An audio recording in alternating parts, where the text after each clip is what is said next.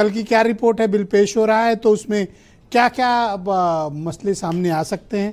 क्या नीतीश कुमार, चंद्रबाबू नायडू, इन लोगों का कोई पक्ष आया? और दूसरा, ये ताजिए के साइज का मसला कैसे अचानक से आ गया? देखिए, कल भाजपा ने अपने सभी सांसदों को व्हिप जारी कर दिया है कि वो सदन में मौजूद रहें। तो बहुत साफ है कि बिल आ रहा है और इस पर पूरी तैयारी है और इस पर बहस होगी। अब ये बिल पास होगा कि नहीं होगा ये तो संसद तय करेगी, जैसा सरकार चाहेगी। लेकिन इतना जरूर है कि परोपकार और भ्रष्टाचार में बड़ा अंतर है। जो बुजुर्गों ने, पुरखों ने संपत्ति परोपकार के लिए दान की थी, वक्फ की थी, अगर उस पर भ्रष्टाचार हो रहा है तो उस पर फिर निगरानी और कार्रवाई दोनों होनी चाहिए।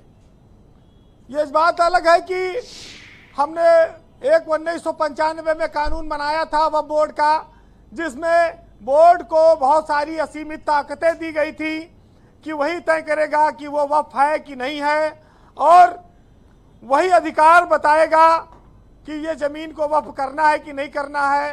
वो बहुत सारे मामलों में स्वतंत्रता रखता है। बोर्ड वो बहुत पावरफुल बन जाता है 1995 के एक्ट से।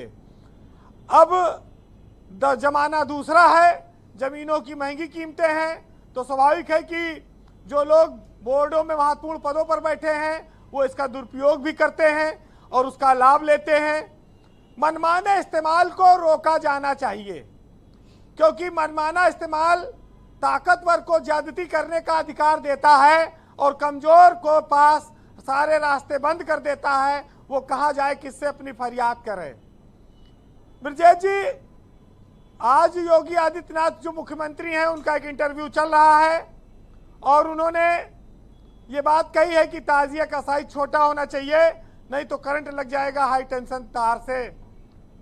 भाजपा ने अभी कल ईद गुजरी है, 32 लाख परिवारों को ईदी भेजी केंद्र सरकार ने, मोदी ने, और यूपी में करीब 5 से 7 लाख परिवारों को ईदी पहुंचाई गई। और ईदी में जो सेवई और उपहार दिए गए थे, अगर उसकी मिठास भी कम हुई होती उससे पहले वह बिल, और ये आज कल ईद गुजरी है, आज एक नई चीज आ गई है, ताजिया महंगा पड़ गया।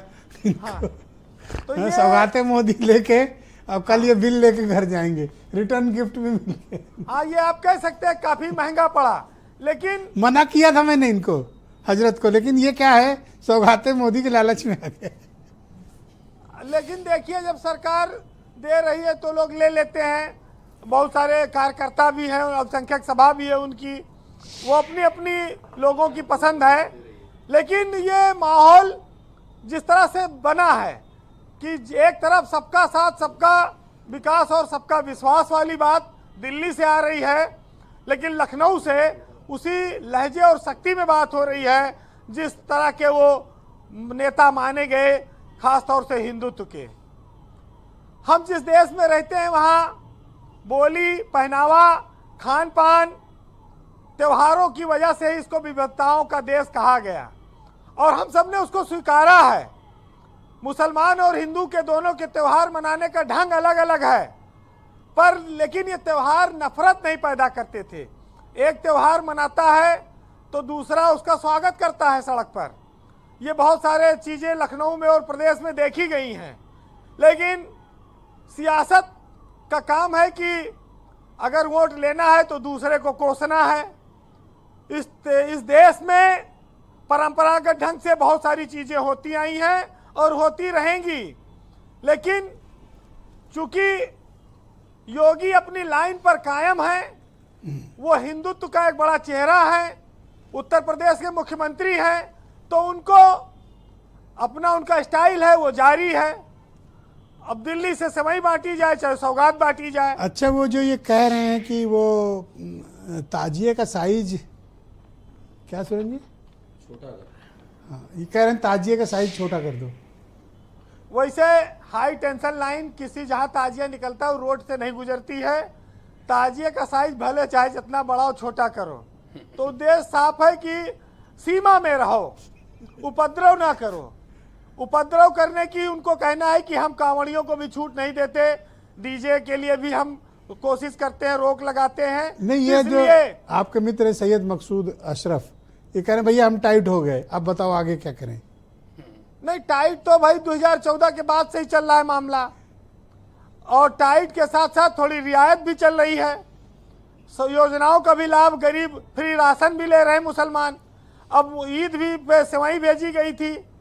बीच बीच में कहा जाता है कि हमें भाईचारा सम्मेलन भी करना है, लेकिन विश्वास नहीं बन पा रहा है, ये बात सही है।